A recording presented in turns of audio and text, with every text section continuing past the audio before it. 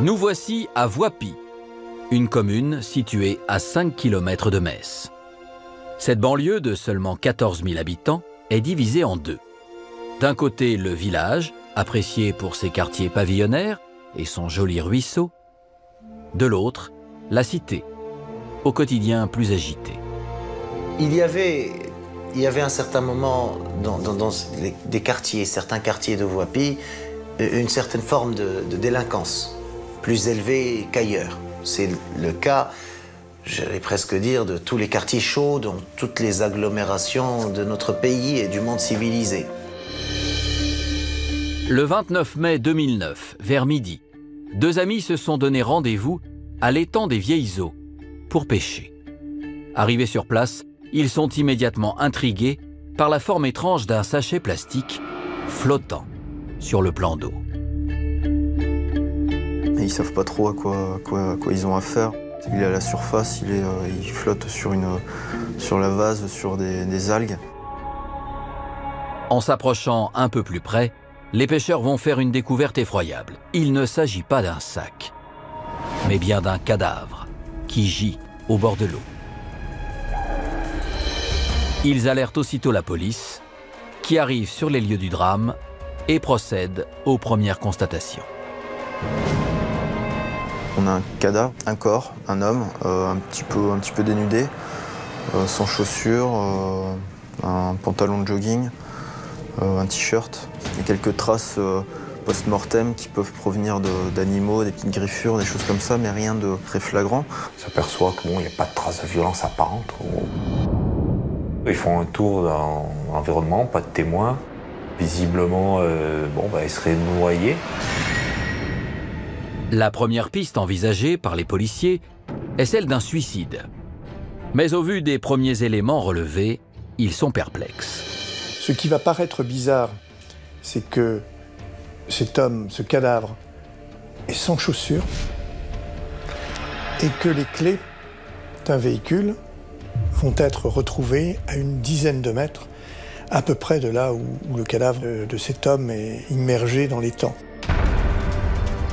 D'autant plus qu'en inspectant les environs, les policiers ne retrouvent aucun véhicule. Qui est cet homme? Les clés de voiture lui appartiennent-ils? Et s'il s'est suicidé, pourquoi est-il pieds nus? Ou alors lui est-il arrivé quelque chose de beaucoup plus sordide?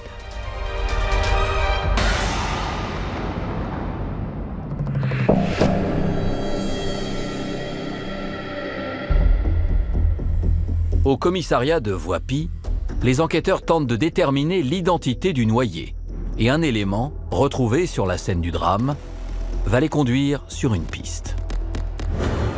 Le seul élément qui permette un petit peu d'avoir une idée sur l'identité de ce cadavre, c'est la chevalière qui comporte des initiales, SM. Les policiers consultent le fichier des personnes disparues afin de découvrir si l'une d'elles porte ses initiales. On se rend compte assez rapidement que ça colle avec la disparition d'un homme originaire de Voipy parce que sa compagne a signalé sa disparition depuis le 26 au soir. Le corps est identifié comme étant celui de Serge Martz, un homme de 44 ans qui habite Voipy. Serge est âgé de 44 ans. Séparé de sa compagne depuis 1 an, cet agent d'entretien est père de 4 enfants. Ses filles, Cassandra et Laura, issues d'un premier mariage, sont averties de son décès. J'étais au début contente quand on m'a dit qu'on avait retrouvé mon père. Et puis après, ma mère m'a dit mais. Et là, j'ai tout de suite compris qu'il était plus de ce monde, quoi. Je me suis effondrée tout de suite. Là, ça m'a fait un choc. Il a fallu qu'on me soutienne parce que je crois que je serais tombée. Les policiers alertent également Cindy, l'ex-compagne de Serge. Pour la jeune femme, c'est une tragédie. Sa compagne va être particulièrement effondrée par cette mort, cette issue fatale, et elle n'aura de cesse de dire que c'est un grand malheur, que manifestement elle ne pouvait pas imaginer que cette disparition allait se traduire par un tel drame. De leur côté, les enquêteurs tentent de savoir si la thèse du suicide est compatible avec les résultats de l'autopsie qui viennent de tomber. Lorsque l'on procède à l'autopsie du cadavre de Serge, il n'y a pas d'eau dans les poumons. Donc le médecin légiste va assez vite déterminer qu'il y a vraisemblablement eu un étouffement plutôt donc qu'une noyade. Ce qui est certain, c'est que Serge Mars est mort avant d'arriver à l'étang. Les enquêteurs ont donc bien affaire à un crime. L'affaire prend alors une toute autre tournure. Que s'est-il réellement passé au bord de l'étang? Qui pouvait en vouloir à Serge au point de commettre l'irréparable? Et que vont découvrir les policiers en se penchant sur l'histoire du père de famille?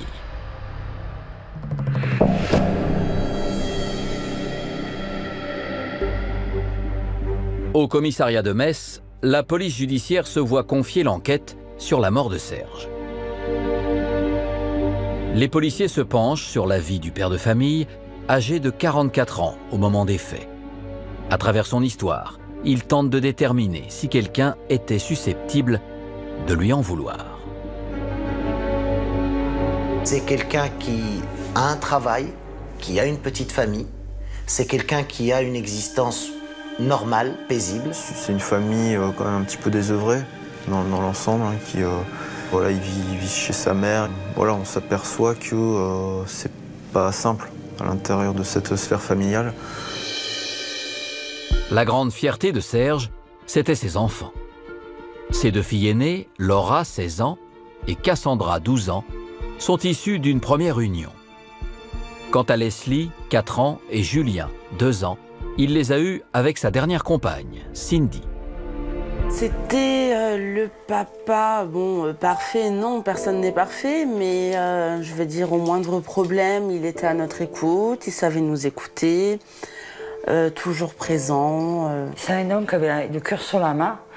Le seul souci, c'est qu'il fallait marcher comme monsieur voulait qu'on marche. Malgré un tempérament bien trempé, Serge est décrit par son entourage comme un père aimant et sans histoire. Pourtant, les enquêteurs vont découvrir chez le quadragénaire une face plus sombre. Ce serait un passionné du casino d'Amnéville qui se trouve pas si loin et que Serge s'y rendait régulièrement, jouant de grosses sommes et très certainement qu'il devait beaucoup d'argent du fait de cette addiction au jeu. Et si Serge avait été victime d'un crime crapuleux? Pour en apprendre davantage, les policiers entendent Cindy, son ex-compagne, qui leur révèle des faits inquiétants. Au moment où elle est interrogée, Cindy explique que ce qui est arrivé à Serge, c'est troublant parce que quelque temps auparavant, il avait déjà subi plusieurs tentatives d'agression. La première agression, c'était à son travail. Il a été agressé par quelqu'un. Il avait un sac en papier sur la tête. Il lui avait demandé l'argent. Mon fils, il avait 20 €, il lui a donné. Il lui a demandé son portable, il lui a donné. Et il a été agressé avec un pistolet à grenaille. Et après, il lui a tiré dessus, et puis il est parti, le gars. Et ce n'est pas tout. Serge aurait également été victime d'une autre agression quelques semaines avant le drame. Il s'agissait simplement d'une course-poursuite où la personne qui coursait, si je puis dire, Serge, essayait de lui rentrer dedans, essayait de provoquer un accident. Et Serge, il a roulé plus vite justement pour échapper à ça parce qu'il voyait bien que c'était quelqu'un qui voulait le tuer. Serge était donc bien en danger de mort.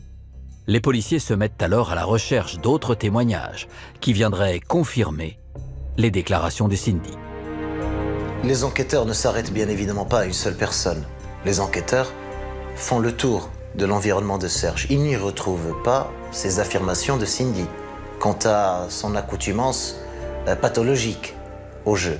Soi-disant qu'il devait de l'argent, puis il dit non, mon fils n'avait pas de dette d'argent parce qu'on allait avec mes sous et il n'allait pas au casino tout seul.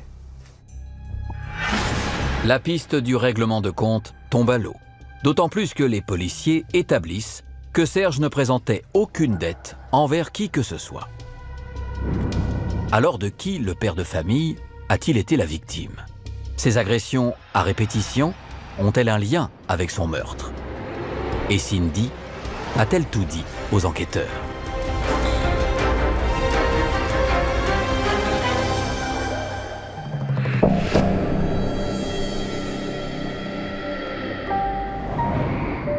Le 1er juin 2009, soit 5 jours après la mort de Serge, l'APJ de Metz reçoit l'appel d'une femme, Annick, qui se présente comme la mère de substitution de Cindy.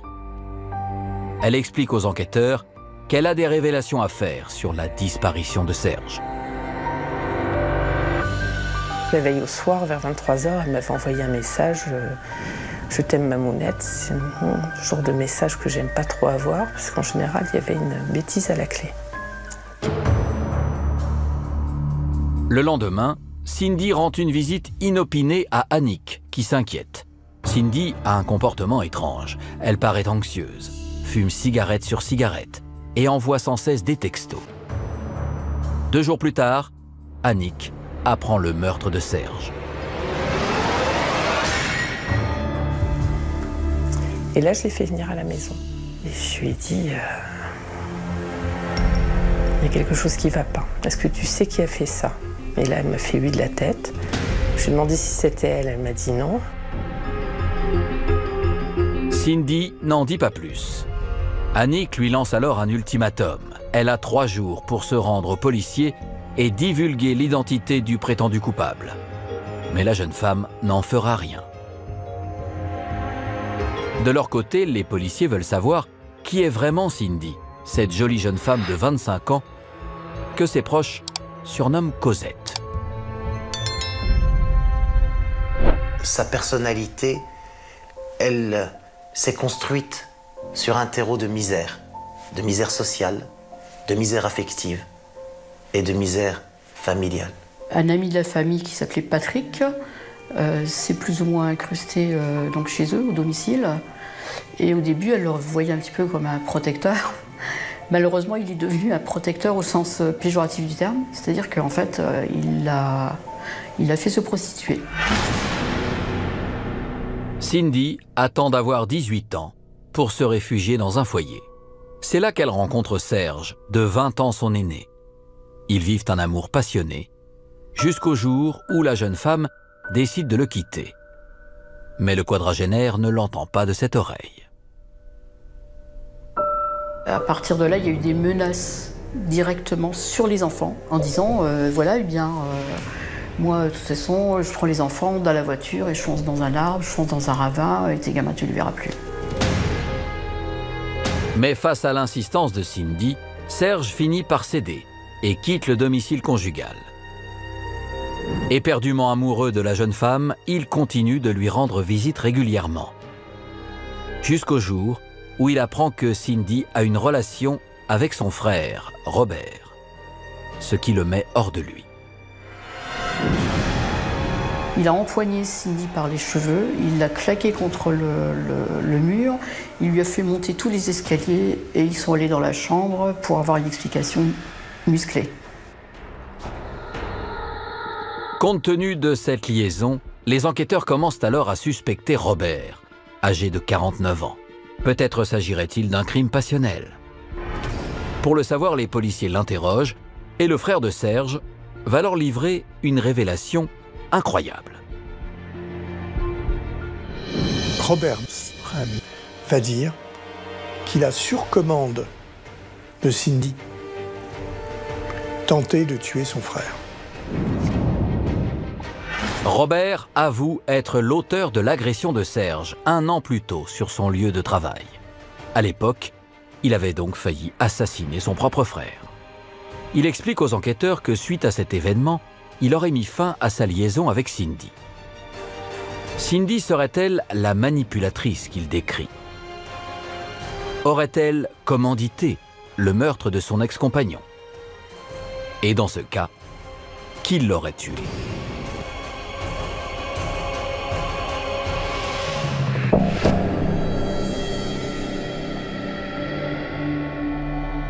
À la PJ de Metz, avant d'entendre de nouveau Cindy, les enquêteurs analysent les appels téléphoniques des uns et des autres le jour du crime, afin de savoir qui se trouvait près de l'étang ce soir-là. Et c'est ainsi que les enquêteurs ont réussi à déterminer la présence de Cindy, ainsi que la présence d'un autre numéro de téléphone.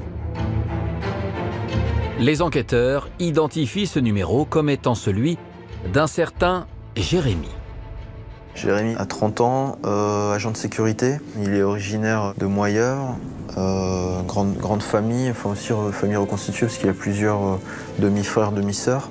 Il a perdu sa maman en 2005. Plus intéressant, les policiers apprennent que Cindy collectionne les amants et que Jérémy est sa nouvelle conquête. Le 10 juin 2009, ils décident donc de les interpeller tous les deux. Ils commencent par perquisitionner l'appartement de Jérémy. Tout de suite, il nous a indiqué un lieu qui correspondait à sa penderie, où il y avait les habits qu'il portait le soir des faits. Il était désabusé, désappointé. Ils disent ce que vous cherchez, c'est là. Le jeune homme va révéler aux enquêteurs que Cindy attendait un enfant de lui et que les violences à répétition de Serge auraient brisé ses rêves de paternité. Elle m'a dit qu'elle était enceinte et elle m'a dit que quand Serge l'a violée, elle a perdu le bébé. Donc moi j'ai vu rouge et donc je suis allée le tuer. De son côté, Cindy nie toute implication dans le meurtre de son ex-compagnon. Jérémy est pourtant formel, sa maîtresse a bien participé au guet-apens. Il indique qu'un piège a été tendu à Serge, que Cindy l'a appelé, l'a fait venir au niveau des étangs. Elle l'attendait, elle avait verrouillé les portes, lui il était dissimulé derrière le véhicule. Quand Serge Mars est arrivé à hauteur de la conductrice, Jérémy a dit qu'il a bondi sur Serge Stram pour l'étrangler. Pendant que Jérémy se battait avec Serge, elle mettait la musique à fond et elle se cachait sous le volant. Pendant 40 minutes, Jérémy et Serge vont se battre, jusqu'au coup mortel porté par le jeune homme. Il va lui faire la prise de la sentinelle, comme il dit, c'est-à-dire l'étranglement qui sera fatal à Serge.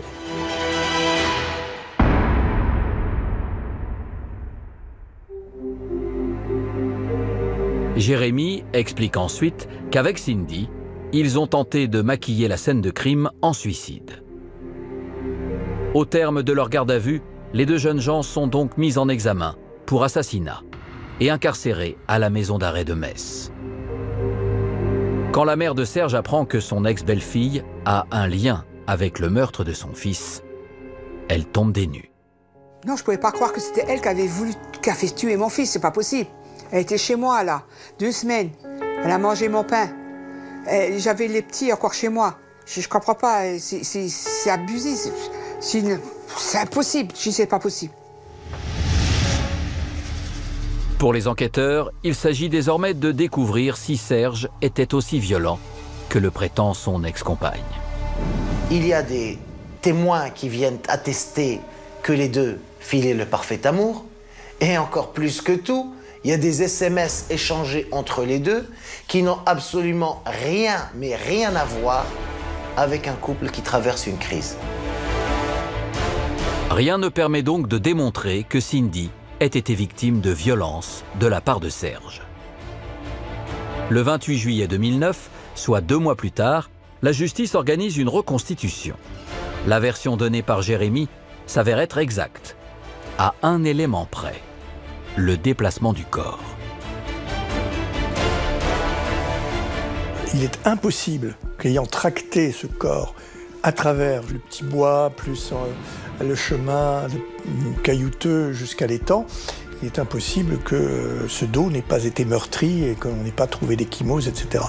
Donc, selon les experts, cette version, le tractage du corps, est impossible. D'après les experts, il a fallu 2 personnes.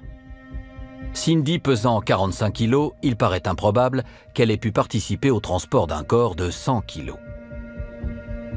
Les enquêteurs pensent à l'intervention d'une 3e personne. Et ils ont raison.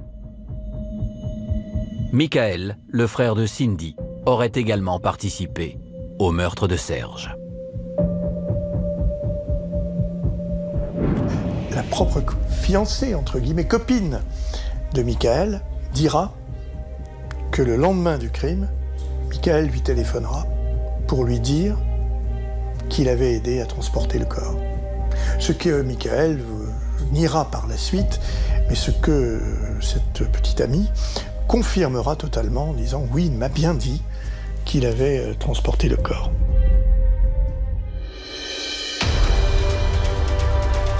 Michael est donc interpellé et mis en examen pour non-dénonciation de crime et recel de cadavres. Cindy est-elle la véritable tête pensante du meurtre sordide de son ex-compagnon? Aurait-elle séduit et manipulé tous ces hommes pour parvenir à se débarrasser de Serge? Le procès à venir tentera de répondre à toutes ces questions.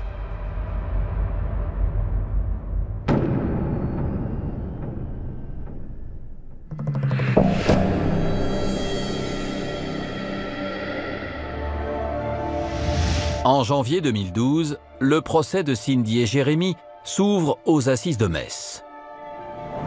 Cela fait maintenant plus de 2 ans que la famille de Serge attend que justice soit faite. Je suis arrivée sereine, oui et non, parce que je savais très bien qu'il allait avoir au final une décision qui allait quand même être bonne, je pensais.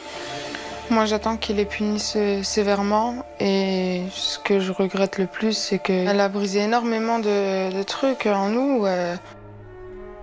Quand Cindy et son amant Jérémy font leur entrée dans le box des accusés, la tension est à son comble. Au cours des débats, la jeune femme ne laisse place à aucune émotion. Il y a une attitude de l'accusée, Cindy Simone, qui est assez froide. Qui ne fait état d'aucun sentiment, aucun remords. Et ça a raison de déclencher la colère des parties civiles. Elle ne me regardait pas. Hein. Quand elle me regardait, moi je la regardais tout le temps. Hein. J'ai fixé les yeux tout le temps. Hein. Et toute la semaine quand elle était au tribunal, je la regardais. Hein. À la question de savoir si Cindy est bien la tête pensante du meurtre de son compagnon, un nouvel élément apporte clairement la réponse. Au cours de son incarcération, Jérémy a passé des examens médicaux qui ont révélé qu'il était stérile. L'enfant que Cindy dit avoir perdu sous les coups de Serge n'a donc jamais existé. Lorsque Jérémy a appris l'existence de sa stérilité, il a tout compris. Il a revu le film en arrière et s'est rendu compte que depuis le début, il avait été l'objet de Cindy pour arriver à ses fins. On comprend clairement que Jérémy a été l'arme de Cindy. Cindy est donc condamnée à 30 ans de réclusion criminelle et Jérémy à 25 ans. Un verdict qui n'atténue pas pour autant la souffrance des proches. Elle a pris 30 ans, lui 25. Ils vont purger leur peine. Un jour ou l'autre, ils seront dehors. Ils auront payé pour ce qu'ils ont fait, mais bon, ça rendra pas mon père, quoi.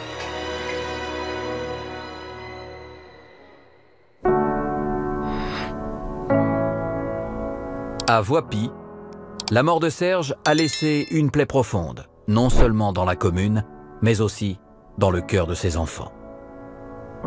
Pour Cassandra, âgée aujourd'hui de 17 ans, l'absence d'un père reste un véritable traumatisme.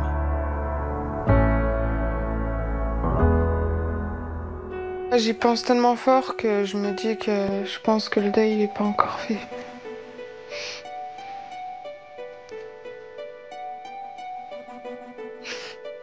J'ai envie de voir mon père et tout, j'en peux plus.